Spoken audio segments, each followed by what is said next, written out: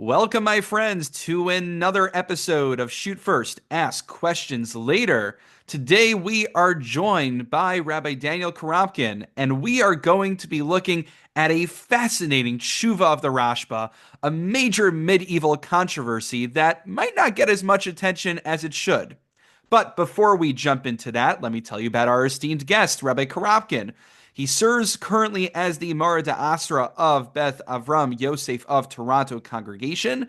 He received his rabbinic ordination from Harav Yaakov Ruderman Zatzal of Ner Yisrael and served pulpits in San Diego, Los Angeles, and Allentown, Pennsylvania. Shout out to our friends at Sons of Israel, of course. Rabbi Korobkin holds a Master's of Science degree from Johns Hopkins University, as well as a Master of Arts degree in Medieval Jewish and Islamic Thought from UCLA. He is the translator and annotator of the Feldheim edition of Rabbi Yehuda HaLevi's Kuzari, and a regular contributor to webyeshiva.org, an online Torah study network based in Israel, where he teaches medieval Jewish philosophy, including Mor Nevuchim and Emunos Videos. Rabbi Korobkin is a past president of the Rabbinical Council of America, the largest fraternal order of Orthodox rabbis in North America. And indeed, we will be looking at a medieval tshuva, which blends the worlds of halacha and philosophy, which is something not particularly uncommon in the world of responsa literature I learn every day.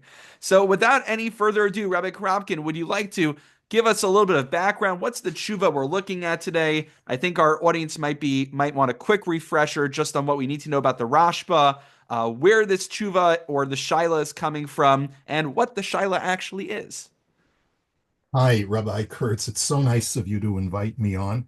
And just also a shout out to Congregation Sons of Israel, where you are the new rabbi.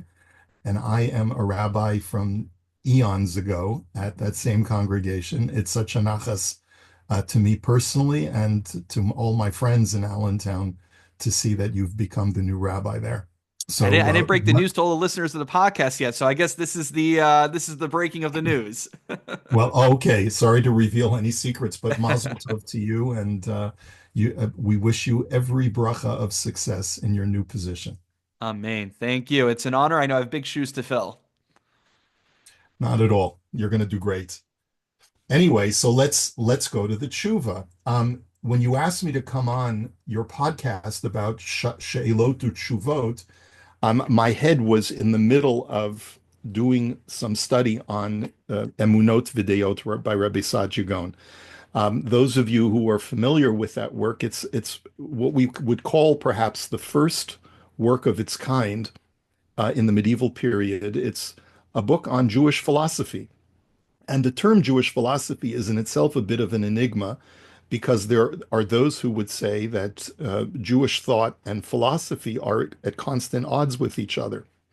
But there's a whole genre of literature that attempts to do just that, which is to reconcile classic, what we would call Greek philosophy, with Jewish writings, with the Torah.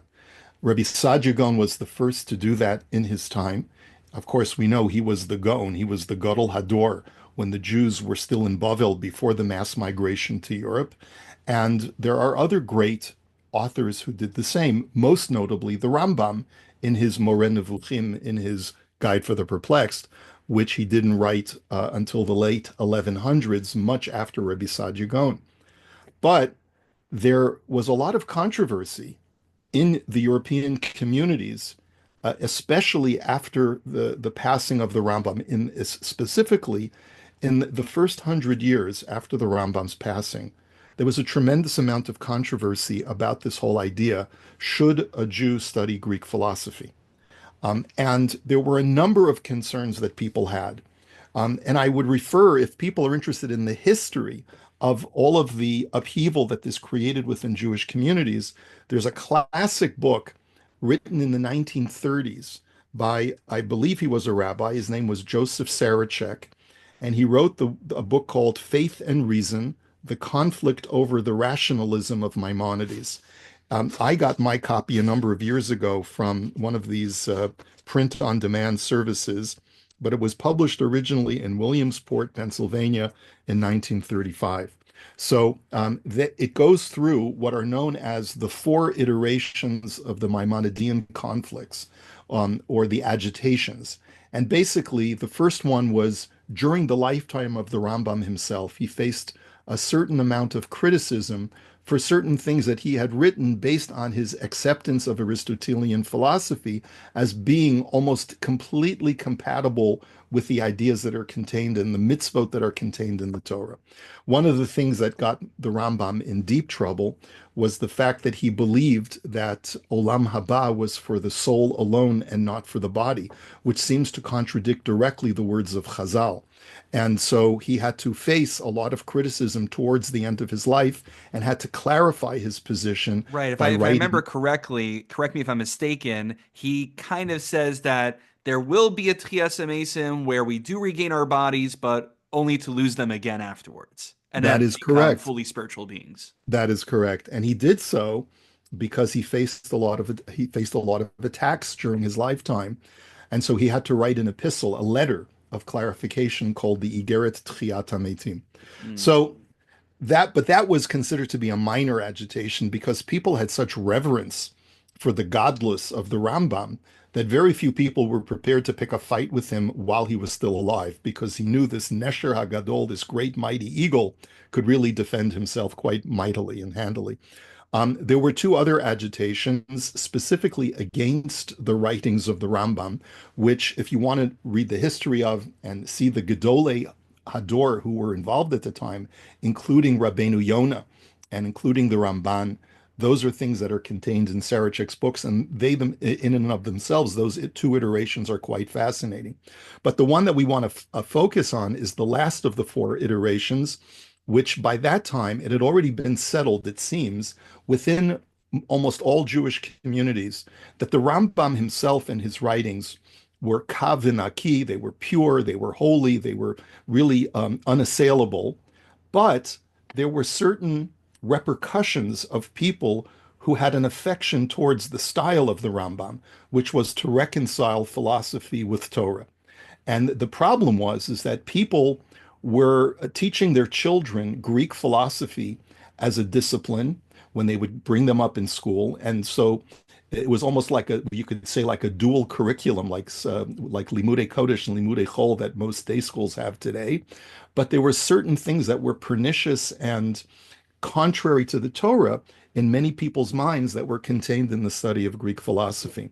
And specifically, when we talk about Greek philosophy, we're talking about mostly Aristotelian philosophy, which is what the Rambam subscribed to, and which was really the was very much in vogue in a lot of Jewish communities in Europe at the time. In most of the Spanish communities, there wasn't as much of a concern about this, but as you get into France and in the Rhineland, that's where these agitations arise. Right, Where because the funny thing is nowadays, where you look at, if you go to TNAC, you go to the Five Towns, you have, a school for every hashkafa and then sub hashkafa within there, and everyone's peaceful. Some schools have more secular education, some have less. The more yeshivish places you move out to, I think they minimize it at a certain age, but no one is, as far as I know, attempting to put entire communities into cherem. So when I glance at the tshuva, things look very contentious. Maybe you want to tell us about that. Yeah, sure. So first of all, it's a series of tshuvas, and a person can actually see a full set of correspondence between two parties. The first party who actually instigated this whole upheaval against philosophy in Provence, the southern part of France, was a rabbi by the name of Abba Mari Moshe Bar Yosef Hayarchi, or just known as Abba Mari for short. And he lived in Montpellier. I hope I'm pronouncing the French city correctly. My French is not my forte. Um, and he, in an attempt to try and quash the people in his own city who were trying to promote the study of Greek philosophy and included in the curriculum for their children, wanted to get the endorsement of one of the great world-class Gedolim. So he decided to enlist the Rashba, Rabbi Shlomo ben Ibn Aderet, who was living and was the chief rabbi of the city of Barcelona in Spain. This was an unusual thing to do because usually Jewish communities, especially in different countries, really didn't interfere with each other. But because this Abamari felt he really needed one of the really big guns to support him, he enlisted the Rashba and sent him a series of letters and questions. And one of the questions was, would it be appropriate for our children to be indoctrinated with the study of Greek philosophy? And the Rashba's initial impression was that he felt that Greek philosophy presented a threat, a significant threat. Now, you won't find the Rashba at all talking about the writings of the Rambam. He's not critical of the Moreh Nevuchim. He's not critical of Sefer Mada, which also contains Aristotelian ideas. But he's critical of just the study of philosophy, just like an Aristotelian textbook of physics and metaphysics. He thinks that that's dangerous. He thinks that there's something toxic about that. And specifically, his main issue is there's really two issues that he raises. One is that if you believe in Aristotelianism, you believe that everything runs according to what he calls teva, according to the natural order, and that nothing is alterable, nothing can be changed because even though Aristotle believed in this concept of a godlike being, a prime mover, he called it, but that prime mover does not interfere with the natural order. And so there is no such thing as miracles. There was never a communication, according to Aristotle, between God and mankind. The prime mover is so transcendent, he can't even insert himself into the limited physical nature of time and space. And therefore, Aristotelian philosophy cannot be reconciled with the story of the Ribbono Shel Olam revealing himself to us in Mitzrayim, performing the plague, splitting the sea, and giving us the Torah. And that was the major issue because especially the attitude of the members of the philosophical community looked with great condescension upon both Jews and Christians and Muslims as being provincial and primitive in their way of thinking that there could possibly even be a revelation from some great deity in the sky. So that was the Rashba's first objection. His second primary objection was the fact that people who do study philosophy and are students of the Torah and want to maintain their being, so to speak, from, Mm-hmm. will be very liberal in the way that they interpret different ideas and stories that are contained in the Torah. Specifically, there was a big move among these very enlightened Jews who studied philosophy to reinterpret most of Sefer Bereshit, most of the Mm. book of Genesis, in metaphorical terms. Right. Like, for example, the big idea that the Rashba says a couple of times is that they said that Avraham and Sarah never existed, but that Avraham represents form and Sarah represents matter, form and matter, and that there was never an entity called Amalek, because God would never command us to wipe out an entire people, but rather Amalek really is a metaphor for the Yetzer Hara that man must destroy. And they went on and on this way. They said that the 12 sons of Yaakov never really existed, but they represent the 12 signs of the zodiac, and so I mean, forth this and is so what on. you see from a lot of breakoffs from mainstream Judaism throughout the ages. I mean, you go back to the Jesus movement; it was about turning things from strict halacha to more metaphorical. You go back as far back as Korach in theory, based on Soloveitchik's reading. That seems to be a trend among breakoffs from the mainstream traditional interpretation that they turn things from the legal and the concrete to the metaphorical and nebulous. Exactly, exactly. So this is the background that the Rashba it comes is being enlisted to sort of weigh in on, and he acknowledges that there's inherent danger with teaching your children philosophy. But then Abba Mari, and by the way, all of these correspondences between Abba Mari and the Rashba are recorded in a book. I think it's from the 18th century. I'm not 100% sure, but it's called Minchat Kinaot, and Mm. it's readily available on It's a good name. HebrewBooks.org. Yeah, Minchat Kinaot, exactly. It's like the offering of zealotry. Obviously, it's based on the Sota. Sota sacrifice, but it's really all about the zealotry of fighting for the sake of Hashem's honor and the preservation Yeah. of Yahadus, right? So the Rashba is then asked by Abba Mari, what we would like to do is we've instituted a cherem, our community in Montpelier among the traditionalists have instituted a cherem that no one is permitted to teach their children philosophy until they reach the age of 25 years old. Hmm. And the problem is that there are other members of the community, the philosophical oriented people, who really feel just the opposite.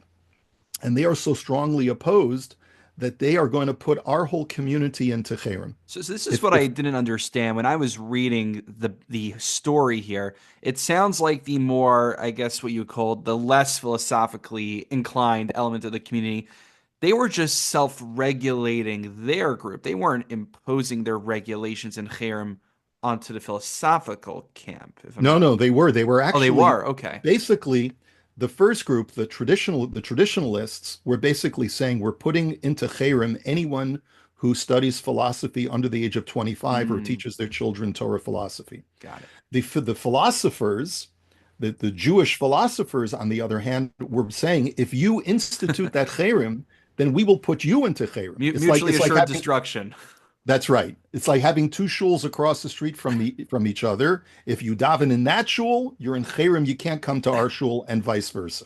Very good. Exactly. So it was creating a huge wedge and division in the community. And the Rashba was asked his opinion.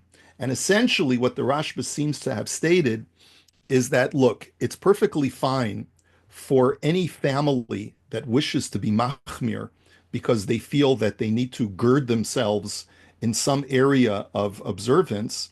He says it's no different from a nazir.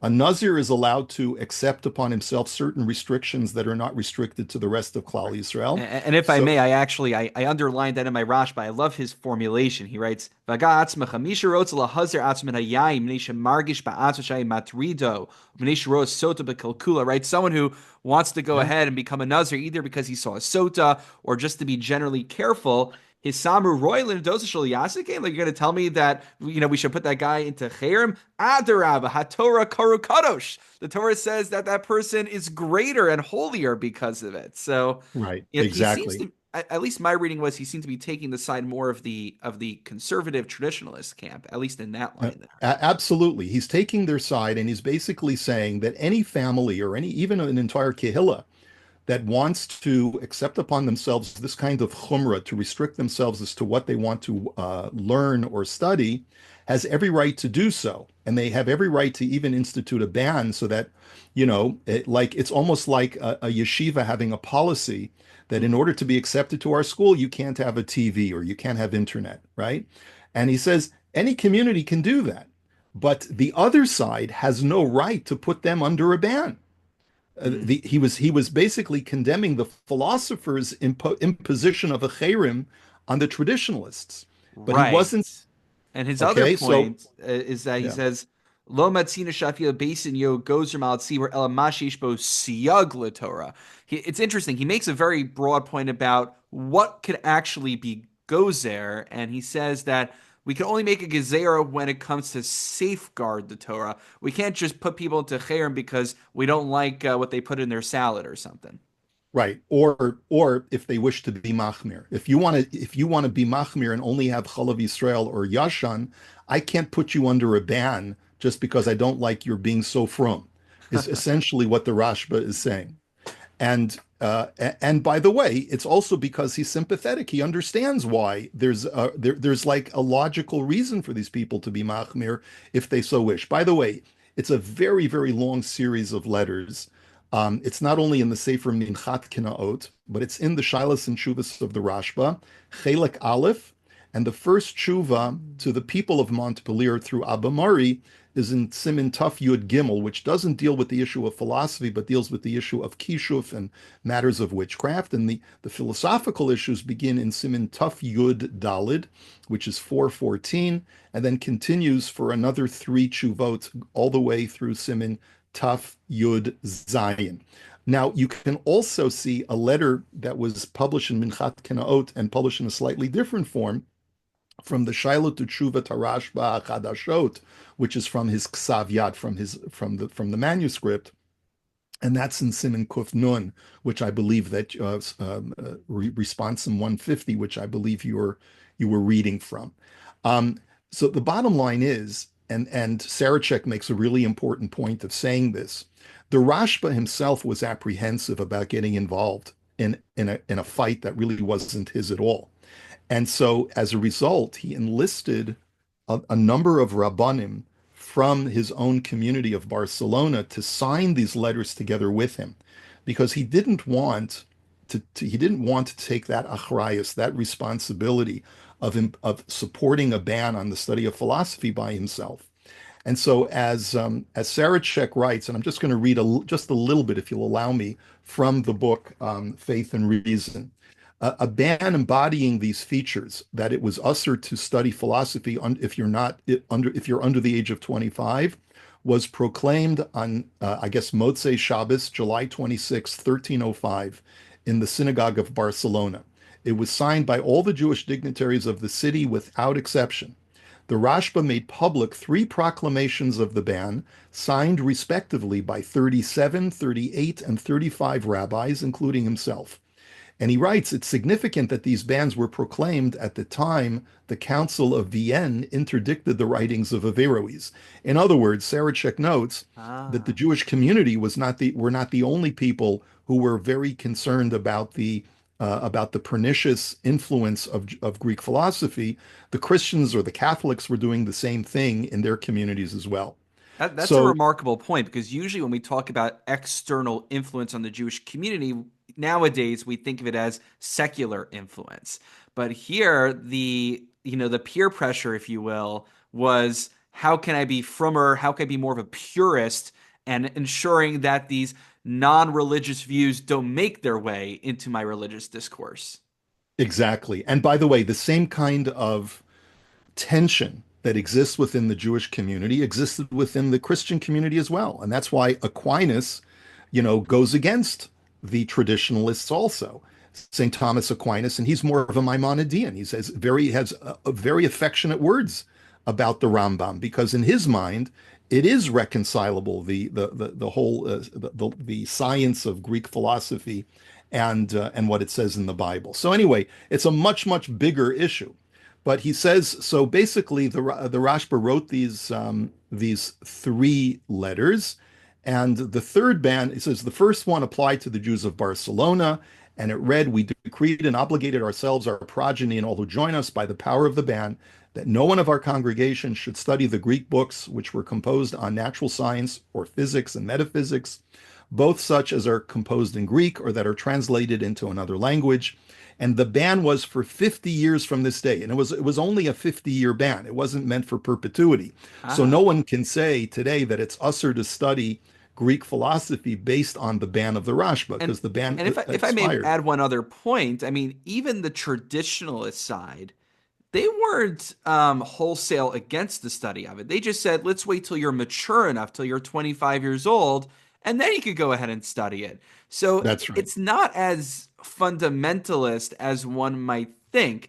They're just saying, yeah, there is a value, arguably, to studying some of the sciences and the philosophy, but you should just be well rooted enough in Torah before proceeding to that. So I found And that I and interesting. I, They're not I would add wholesale to that. dismissing it.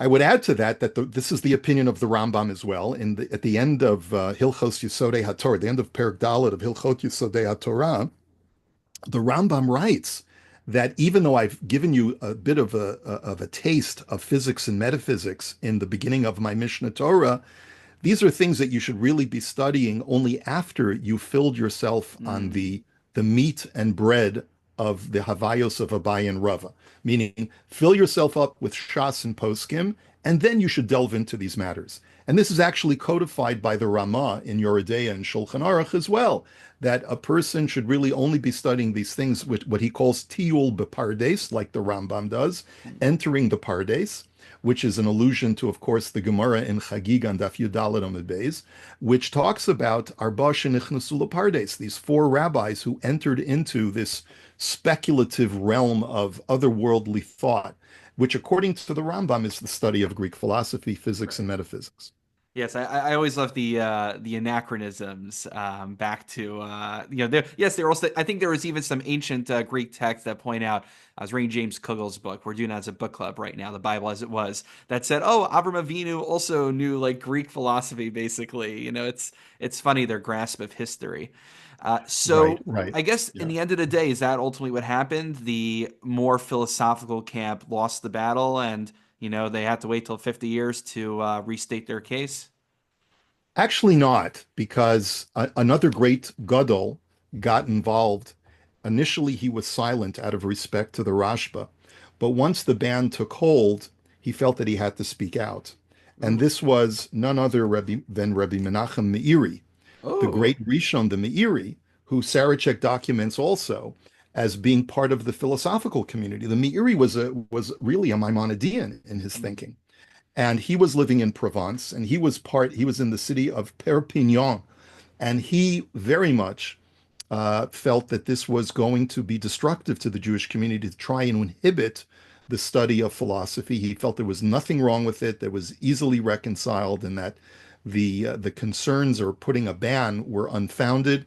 Those who didn't want to study it didn't have to study it, but he felt that putting on a cherem was going too far. Right, So, and this is you know, Meiri, the very firmly within the Masorah. You're learning a Masechta, you buy a Kovetz Mefarshim on the Masechta, you have the Meiri in there. So, this isn't some, obscure minority opinion liberal rabbi from who knows where that just came into the picture. Exactly. Exactly. And I will point out as well, just going back to your discussion of that idea that Avraham Avinu studied Greek philosophy, um, Rabbi Yehuda HaLevi actually suggests that when Oh. he understands the Gemara. When there's a Gemara that says that God and Avraham were having this disputation where when God told Avraham, "You're going to have a child," Avraham said, "But I've looked into my itztagninut. I've looked into my astrological forecast, and I've determined that I'm not meant to have a child." Hmm. And God says, "Tsei mi'itztagninut shalach, leave your astrology," which, according to Rabbi Yehuda HaLevi in the Kuzari, means depart from your study of the natural sciences to determine your destiny. God Hmm. is a God of miracles, and you therefore leave Greek philosophy alone and rely instead on the Ribono Shel Olam. And Amazing. he's an example of an anti-philosopher as well, Rabbi Yehuda HaLevi.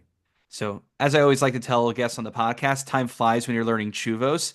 Is there anything else about this particular dispute you want our listeners to know? And then I would add, as we mentioned in your bio, and you've made reference to these other medieval philosophical works, which you've translated, annotated, and clearly have an expertise in.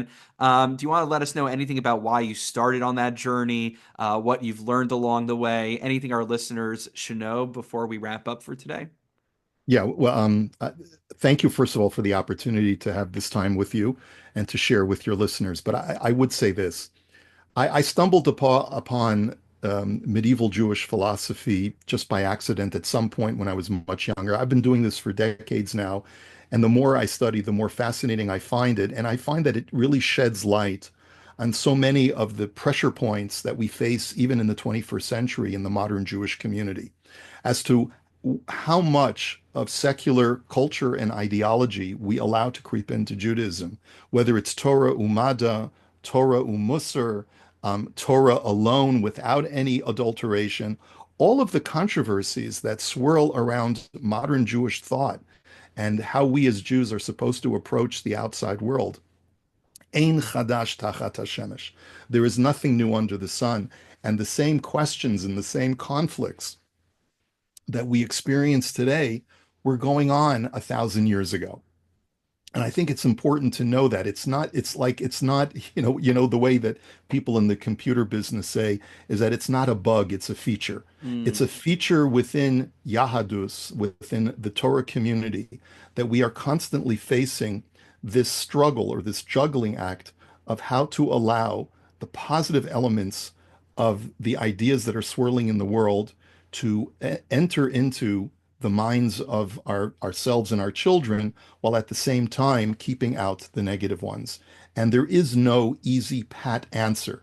There is no community that can say, we have the MS, because even within the times of our great Rishonim, there were conflicts and struggles. And every great Rishon whose works we study today had to contend with this in some way or another. And that to me is just fascinating. That's right. If the Rashba, the Meiri, the Kuzari, the Rambam were all finding themselves on different positions along the spectrum, it at least, even if it doesn't give us a clear answer, it gives us some comfort in not having a clear answer. Right. Exactly. Right. So thank you so much for filling us in on this episode in medieval Jewish philosophy, medieval Jewish history. It's a very important lesson for us to think about today about how we go about learning Torah, but also integrating the good factors of the modern world. And I just have to say, I'm jealous of all those in Eretz Yisrael who will soon be benefiting from your expertise in person, Mirza Hashem. Thank you. So Well, we have still have a couple of years left in okay, Toronto. well, Thank you. I'm not pushing you out anytime soon, but wishing you much bracha as you plan that journey. Thank you so much, Rabbi Kurtz. All right. Take care, Shkach.